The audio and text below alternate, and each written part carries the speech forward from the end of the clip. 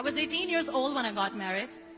I belonged to a very conservative family, a Baloch family, where good daughters never say no to their parents.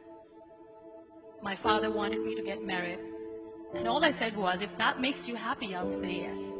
And of course, it was never a happy marriage. Just about after 2 years of getting married, about 9 years ago, I met a car accident. Somehow my husband fell asleep and the car fell in the ditch. He managed to jump out, saved himself. I'm happy for him. But I stayed inside the car and I sustained a lot of injuries. The list is a bit long. Radius ulna of my right arm were fractured. The wrist was fractured. Shoulder bone and collarbone were fractured. My whole rib cage got fractured. But that injury that changed me and my life completely was the spine injury. Many people came to rescue. They gave me CPR. They dragged me out of the car. And while they were dragging me out, I got the complete transection of my spinal cord. Those 2.5 months in the hospital were dreadful. I was at the verge of despair. One day, doctor came to me and he said, well, I heard that you wanted to be an artist, but you ended up being a housewife. I have a bad news for you. You won't be able to paint again. Next day, doctor came to me and said, your spine injury is so bad, you won't be able to walk again. I took a deep breath and I said, it's all right. Next day, doctor came to me and said, because of your spine injury and the fixation that you have in your back, you won't be able to give birth to a child again. That day, I was devastated. I started to question my existence. Why am I even alive? So what kept me going was, one day I asked my brothers, I know I have a deformed hand, but I'm tired of looking at these white walls in the hospital and wearing these white scrubs. Bring me some colors, bring me some small canvas. I want to paint. So the very first painting I made was on my deathbed, where I painted for the very first time. What an amazing therapy it was. Without uttering a single word, I could paint my heart out.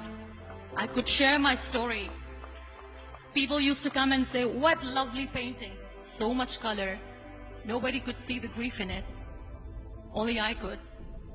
And that day I decided that I'm going to live life for myself. I am not going to be that perfect person for someone. I am just going to take this moment and I will make it perfect for myself. That I'm going to fight my fears. So I wrote down one by one all those fears. And I decided that I'm going to overcome these fears one at a time. You know what was my biggest fear? Divorce. But the day I decided that this is nothing but my fear, I liberated myself by setting him free. And I made myself emotionally so strong that the day I got the news that he's getting married, I sent him a text that I'm so happy for you and I wish you all the best. And he knows that I pray for him today. Number 2 was, I won't be able to be a mother again. And that was quite devastating for me. But then I realized there are so many children in the world, all they want is acceptance. So there is no point of crying, just go and adopt one. And that's what I did.